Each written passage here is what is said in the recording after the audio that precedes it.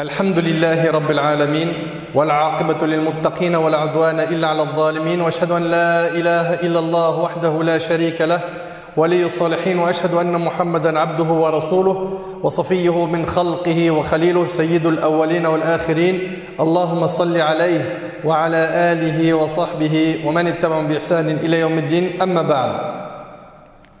Mes chers frères et sœurs, nous sommes à quelques heures du mois de Ramadan. Et il est important de se remémorer les mérites de ce mois afin de se motiver un maximum à œuvrer dans les œuvres pieuses, à être efficace pendant ce mois, à consacrer notre temps à bien nous rapprocher d'Allah Tabaraka wa Ta'ala. Et je vous invite, Allah Ibarik Fikum, à méditer sur une parole qui est très importante. Ramadan est-il un objectif ou un moyen? Ramadan, ce n'est pas un objectif. Ramadan, c'est un moyen qui nous permet d'atteindre la piété. C'est-à-dire que tu vas rentrer dans cette école qui s'appelle l'école de Ramadan et ton objectif, c'est de ressortir de ce mois avec le diplôme de la piété. Et si tu as compris que Ramadan, ce n'est pas un objectif, donc, dès maintenant, prépare-toi à mettre le paquet, pas que pour Ramadan, mais pour Ramadan et pour après Ramadan. Car malheureusement, beaucoup de gens ont pris Ramadan pour objectif. Après Ramadan, il n'y a plus rien. Ramadan, c'est un moyen et non un objectif. Allah Ibarik Fikum, gardez bien cela en tête. Car si vous avez ça en tête, vous allez non seulement être constant, mais surtout vous allez profiter de ce mois. Pourquoi? Pour être quelqu'un de meilleur après Ramadan. Beaucoup de gens, le jour de l'Eid, ou quelques jours après, ou quelques mois après, leurs bonnes actions diminuent, voire s'interrompent. Il a mis le paquet pendant Ramadan. Nous ne sommes pas des saisonniers. Nous n'adorons pas Ramadan. Nous adorons le Seigneur de Ramadan, à qui il lui appartient les 12 mois et pas qu'un seul mois dans l'année. Fa'ahbab al-kiram, cet invité qui est Ramadan approche à grands pas, avec les rahmat, les miséricordes divines, avec le pardon, avec les bénédictions, avec beaucoup de joie pour le croyant. Pourquoi? Parce qu'il peut se ressourcer pendant ce mois, prendre ce qui lui suffira comme provision, à savoir la piété, pour tenir toute l'année. Le croyant, il est heureux. Il est heureux que dans quelques temps, il va pouvoir jeûner lillahi tabaraka wa ta'ala. Et ce mois a de nombreux mérites. Ce mois n'est pas comme tous les autres mois. Allah tabaraka wa ta'ala crée et choisit ce qu'il veut. Il a créé la création et parmi les anges, il a choisi et élu Jibril, alayhi salam. Parmi les humains, il a élu notre prophète Muhammad sallallahu alayhi wa sallam. Parmi les jours, c'est le jour de Arafah. Parmi les mois, c'est le mois de Ramadan. Parmi les nuits, c'est la nuit du destin qui justement se trouve pendant le mois de Ramadan. Ahbab al-kiram, j'implore Allah tabaraka wa ta'ala de faire que l'on soit de ceux qu'il a mentionnés dans le Coran en disant Ulaika alladhina hadahumullah wa ulaika hum ulul albab. En parlant de qui? Alladhina yastami'una al-qawl fayattabi'una ahsana. Ceux qui prêtent l'oreille à la parole puis suivre ce qu'elle contient de meilleur. Ce sont ceux-là qu'Allah a guidés et ce sont eux les doués d'intelligence. Mes frères et sœurs, ce mois est le mois de la bénédiction. Le prophète alayhi salatu wassalam, dans le hadith, il nous dit: le mois du Ramadan vous est venu, c'est un mois béni. C'est un mois béni qu'Allah vous a imposé de jeûner. Durant ce mois, les portes des cieux sont ouvertes, les portes de la géhenne sont fermées et, comme vous le savez, les rebelles parmi les démons sont enchaînés. Dans ce mois, il y a une nuit qui est meilleure que 1000 mois. Quiconque est privé de son bien a été privé de tout le bien. Et ce hadith, il est rapporté par l'imam Ahmad selon Abu Huraira. Et dans un hadith rapporté par Bukhari et Muslim selon Abu Huraira radiyallahu anhu toujours, le prophète sallallahu alayhi wa sallam a dit: lorsque vient le mois du Ramadan, les portes du paradis sont ouvertes. Dans une autre version de l'imam Muslim, le prophète sallallahu alayhi wa sallam a dit: lorsque le Ramadan vient, les portes de la miséricorde sont ouvertes. Également, le prophète alayhi salatu wassalam, dans un hadith rapporté par At-Tirmidhi, il dit: lorsque vient le mois du Ramadan, tous les démons sont enchaînés, toutes les portes de l'enfer sont fermées et toutes les portes du paradis sont ouvertes. Et un héros appelle: ô toi qui veux faire du bien, accours. Toi qui veux faire le bien, presse-toi, précipite-toi, vite, viens vers Allah. Ô toi qui veux faire du mal, cesse. Cet appel est renouvelé chaque soir et chaque soir, Allah sauve de l'enfer un certain nombre de croyants. Qu'Allah subhanahu wa ta'ala nous affranchit du feu de l'enfer pendant ce mois. Qu'Allah tabaraka wa ta'ala nous accorde la piété, Qu'Allah tabarak wa ta'ala fasse qu'on puisse profiter de ce mois et nous réformer, être quelqu'un d'autre après Ramadan. Mes frères et sœurs, dans un hadith rapporté par Bukhari et Muslim, selon Abu Hurayra radiyallahu anhu, le prophète sallallahu alayhi wa sallam a dit qu'Allah tabarak wa ta'ala a dit: tout ce que fait le fils d'Adam est pour lui-même sauf le jeûne. Il est pour moi et c'est moi qui en donne la récompense. C'est-à-dire que la récompense du jeûne est immense. Le jeûne est un bouclier. Quand l'un de vous jeûne, qu'il s'abstienne de dire des choses obscènes et d'élever la voix. Oui, le jeûne ne se limite pas à s'abstenir de manger et de boire, mais il va falloir que tous les membres de ton corps jeûnent, c'est-à-dire qu'ils s'abstiennent de désobéir à Allah subhanahu wa ta'ala. Tes yeux vont jeûner du haram, tes oreilles vont jeûner du haram, ton ventre ne fera pas rentrer quelque chose de haram, tes mains ne toucheront pas le haram, tes pieds n'iront pas vers le haram, etc. Quand l'un de vous gêne, qu'il s'abstienne de dire des choses obscènes et d'élever la voix. Si quelqu'un l'insulte ou le provoque au combat, qu'il se contente de dire quoi? Je suis en état de jeûne. Inni sa'im. Ensuite, dans le hadith, par celui qui tient l'âme de Muhammad dans sa main, la mauvaise haleine du jeûneur a certainement pour Allah une meilleure odeur que le musc. Le jeûneur connaît deux joies. Quand il rompt son jeûne, il se réjouit, n'est-ce pas? Quand on rompt notre jeûne, on est heureux. Et quand il rencontre son Seigneur, il se réjouit de son jeûne. Ya Rab, ne nous prive pas de te voir, Yawm al-Qiyamah. Ya Allah, accorde-nous de te voir dans le paradis.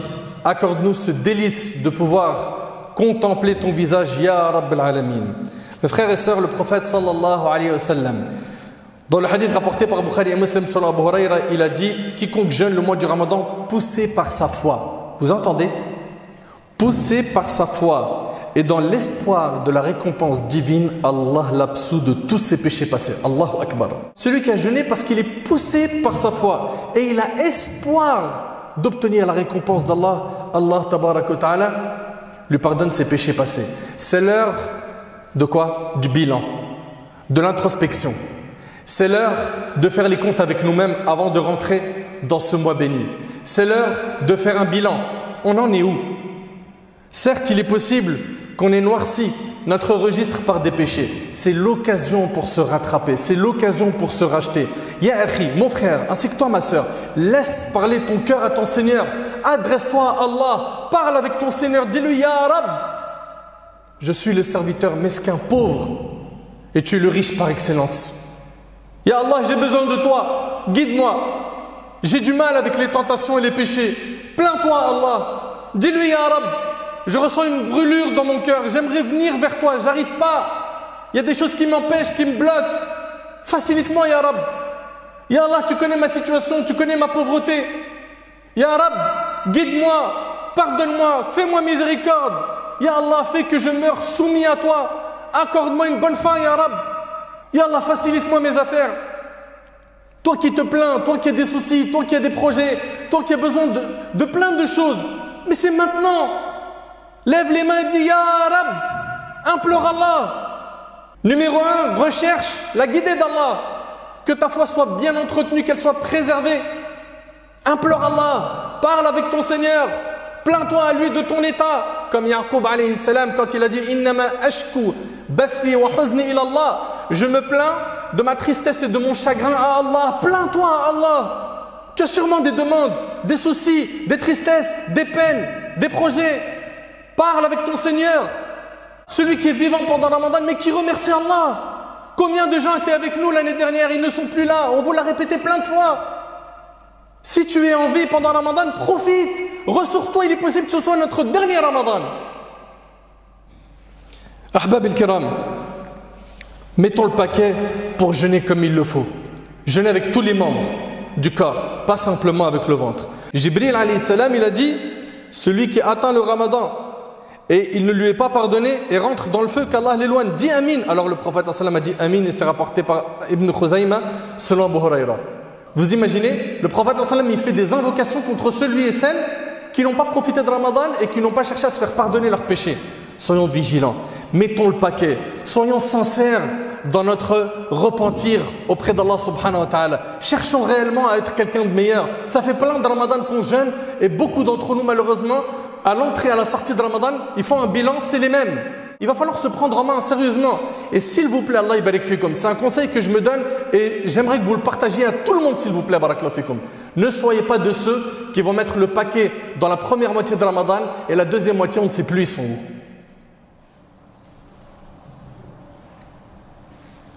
Les 2 premières semaines de Ramadan, tabarakallah, il est chaud. Il met le paquet dans la lecture du Coran, dans le dhikr, dans les prières. Les 2 dernières, il est où? Vous avez oublié que dans les derniers jours, il y a la nuit du destin? Et c'était là où le prophète il redoublait d'efforts. C'est-à-dire quoi? C'est-à-dire que normalement, le clairvoyant parmi nous, il sait que la fin, c'est là où il faut tout donner. C'est le sprint. La fin de Ramadan, c'est pas le repos, c'est pas la fainéantise. C'est le contraire. Tu veux te reposer, tu te reposeras après Ramadan.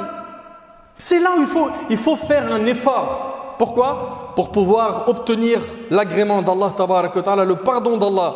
Malheureusement, je vous le dis, je le répète, il y en a qui nous ont quittés.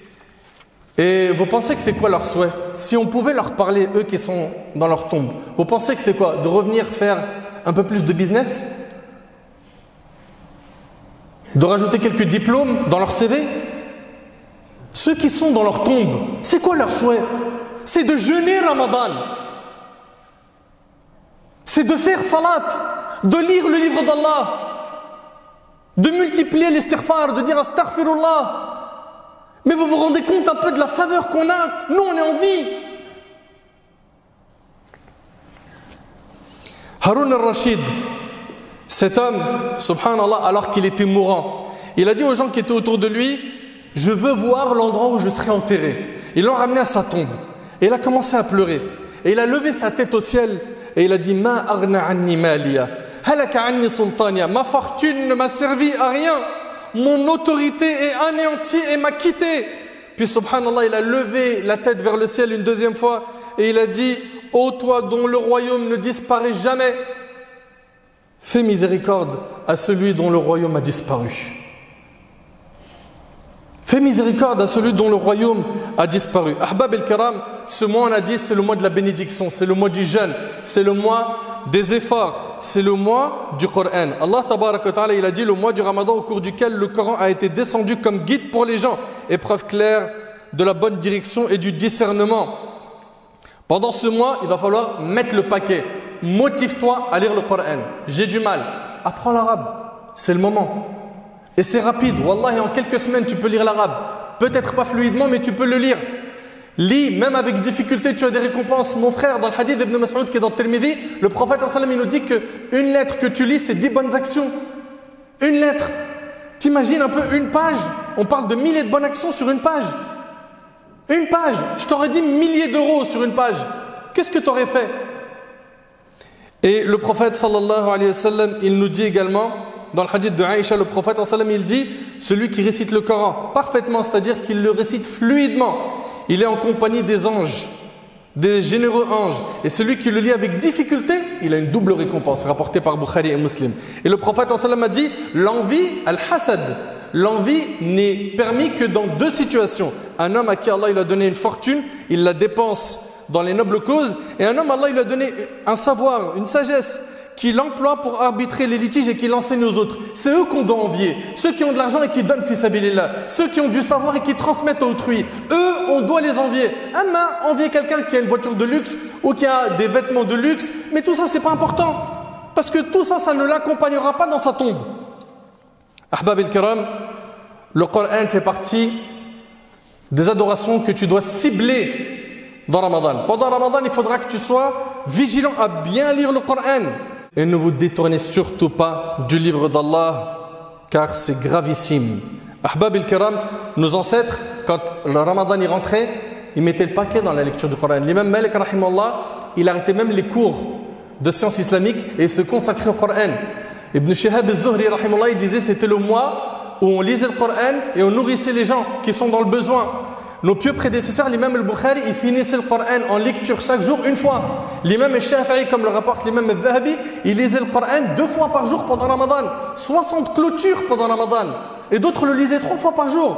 Lisez-le, méditez-le. Faites que ce livre-là laisse une trace dans votre cœur après Ramadan. Et pour ça, je vous invite, Allah Jazi contraire, à acheter, si ce n'est pas encore fait, un exégèse du Coran.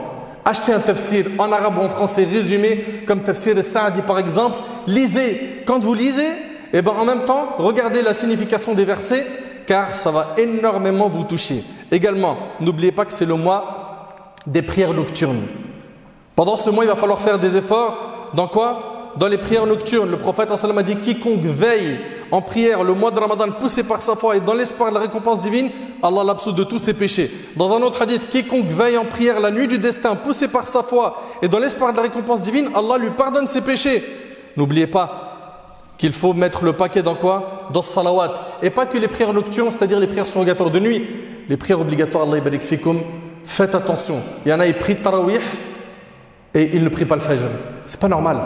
Tu pries la prière surrogatoire et tu pries pas la prière obligatoire. Faites attention à subh. Le prophète sallam, il a même dit que les prières les plus dures pour les hypocrites sont le fajr et le isha. Faites attention à ne pas délaisser la prière du fajr. Toutes les prières obligatoires sont une source de bonheur pour nous. Pourquoi? Comme il dit le prophète sallam, c'est comme un fleuve dans lequel on se baigne 5 fois par jour. Les prières sont donc purificatrices pour nous. Allah barik fikum, faites très attention, toutes les prières on les fait à l'heure. Ça veut dire quoi? On ne les fait pas sortir de leur temps, car il s'agit ici d'un grand péché de faire sortir une prière de son temps. Également, ce mois-là est le mois de la générosité.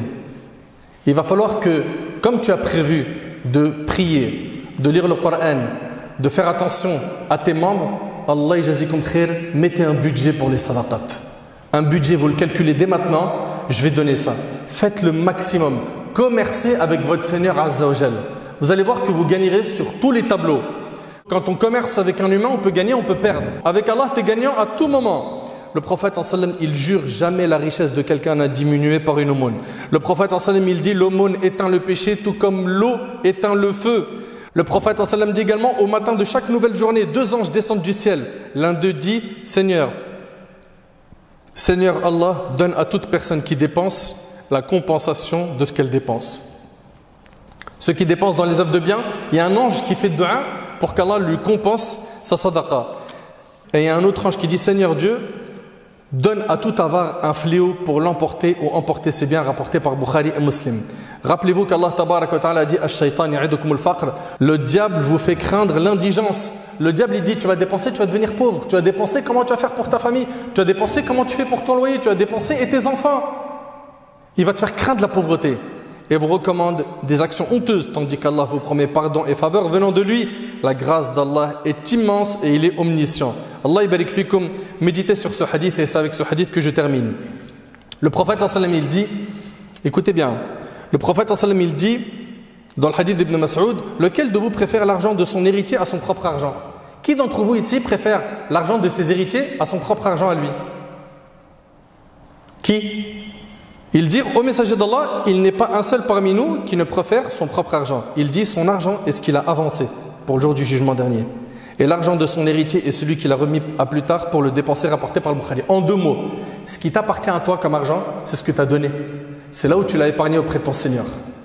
Et ce que tu gardes, il ne t'appartient pas. Tu meurs, il appartient à qui? Aux héritiers. On ne fait jamais ce calcul, nous. L'argent que tu possèdes, c'est ce que tu as dépensé. C'est ce que nous dit notre prophète sallam. Et l'argent qui ne t'appartient pas, qui appartient aux héritiers, c'est ce que tu épargnes sur terre, que tu gardes. On ne sait jamais un jour. Apprenez à être généreux. N'ayez pas peur de la pauvreté. Dépensez pour Allah tabaraka wa ta'ala. Je vous invite également à essayer d'aider, de soulager des familles que vous connaissez ou que vous ne connaissez pas.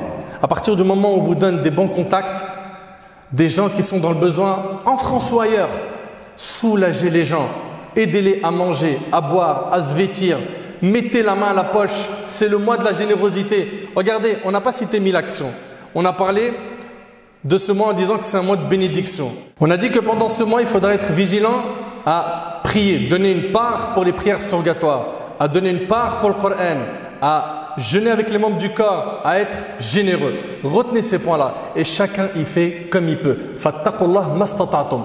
Craignez Allah autant que vous pouvez. Faites du mieux, chacun selon ses moyens, chacun selon ses disponibilités. Et ne vous faites pas avaler par la dunya. Ne soyez pas de ceux qui vont dormir beaucoup, regarder la télé, rester dehors à chercher une ambiance avec des frères où ils vont papoter jusqu'à pas d'heure dans du futile, voire dans des péchés, à scroller sur les réseaux sociaux. Ne soyez pas de cela, barakallahu fikum. Votre temps, il est trop précieux pendant Ramadan. Il est trop précieux. Pendant Ramadan, il faut que tu comprennes une chose. Les démons, ils sont enchaînés. Tu as un combat. Avec qui? Ton ego. 30 jours où tu vas monter sur un ring pour le mettre KO. Il y en a, ils vont réussir au bout d'une semaine. Il y en a au bout de 2 semaines. Il y en a après 1 mois. C'est les mêmes. Pourquoi? Ils n'ont pas réussi à vaincre leur ego. Tu n'as qu'un seul ennemi à combattre pendant ce mois-là. C'est ton nafs. Éduque ton nafs pour ressortir de ce mois avec le diplôme de la piété. J'implore Allah subhanahu wa ta'ala de nous accorder un jeûne plein de piété. J'implore Allah tabarak wa ta'ala de nous faire vivre jusqu'à Ramadan. J'implore Allah subhanahu wa ta'ala d'accepter nos œuvres pendant Ramadan. J'implore Allah tabarak wa ta'ala de nous faciliter une réforme pendant ce mois. J'implore Allah tabarak wa ta'ala de nous faciliter pendant ce mois d'être efficace dans l'accomplissement des bonnes actions. Soyez comme Isa alayhi salam qui a dit dans le verset وَجَعَلَنِي مُبَارَكًا أَيْنَمَا كُنْتُ, et il a fait de moi un être béni où que je sois. Où qu'il se trouve, Isa alayhi salam, masha'Allah, il a porté une bénédiction, une baraka. Sois comme ça. Où tu es utile. Sois comme le soleil. Où tu passes, tu éclaires. Tu es un rayon qui éclaire les gens. Soyons de cela. Sallallahu subhanahu wa ta'ala, an yataqabbala minna wa minkum.